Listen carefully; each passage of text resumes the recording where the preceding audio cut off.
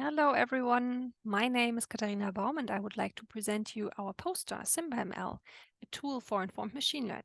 It's a joint project with many people that are listed here, originating at Hasso-Plattner Institute and now being advanced also at Free University.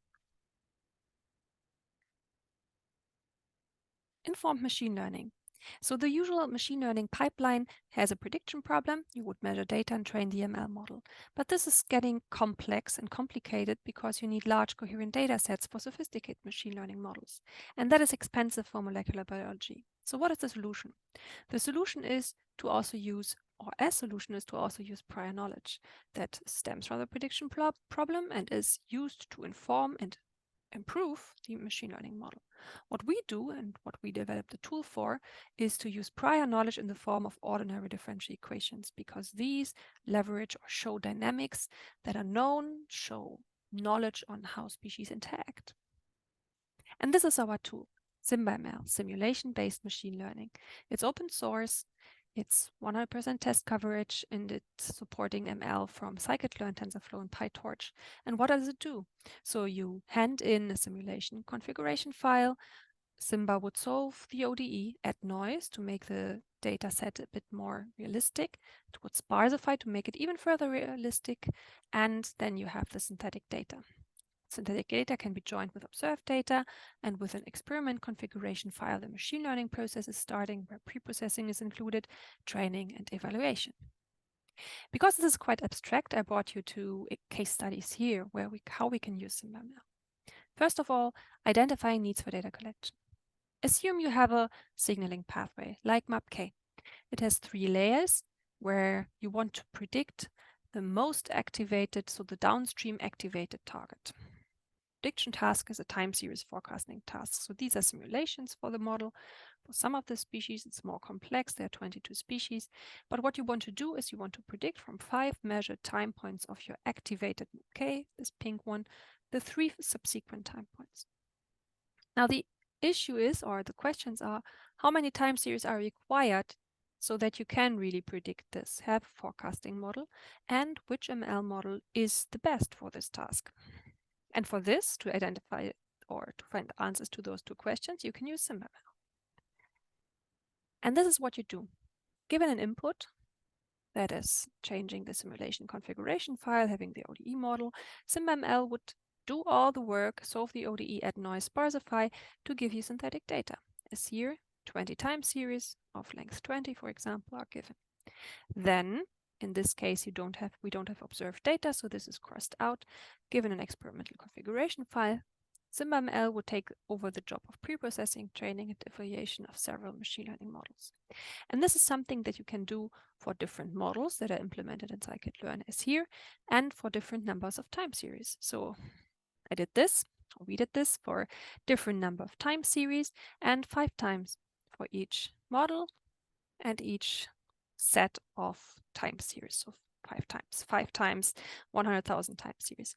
And what you see is that the neural network, for example, is decreasing in improvement, or improving, sorry, it's improving with the more data we have, whereas the linear model performs equally, independent of how much data, basically independent of how much data you have. And the random forest and nearest neighbor regressors here, the first 2, are overall quite good.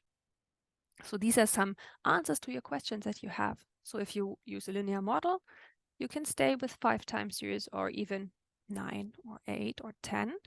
Neural network requires a lot of data, but these 2 machine learning models are generally good. Second case study, you can not only identify data needs, but also synthetically augment data. So let's consider we are in a sparse data setting, for example, infection dynamics at the beginning of an epidemic.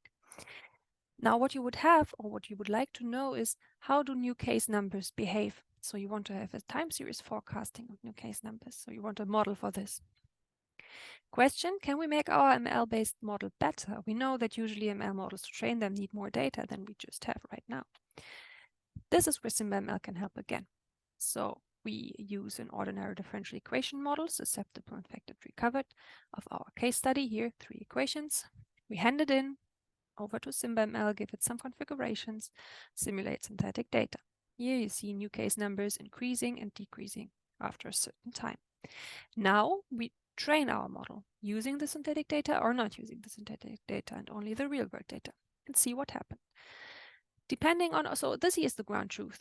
So that's infection counts in Germany over time, new cases actually in blue, and until the dashed line, we stop with our training. So from this point in time, we start predicting. And in pink, you see the forecast of real data only. And for green, you see the synthetically augmented data. And actually, the more the model has observed increasing trends for the ground truth, the more it is misled for the real data only. So it would never know or think that it's going down after a certain point in time, whereas the green model, where we use the synthetically augmented data, knows that after this little peak, we have also downstream trends. And this is something that the green model, including the synthetic augmentation, can do. Right, so SimbaML is a versatile tool to identify data needs for data augmentation and also for benchmarking informed machine learning for several prediction tasks. We use SimbaML to explore informed machine learning even further. There are two posters featuring SimbaML here at the ISMB ECCB 2023.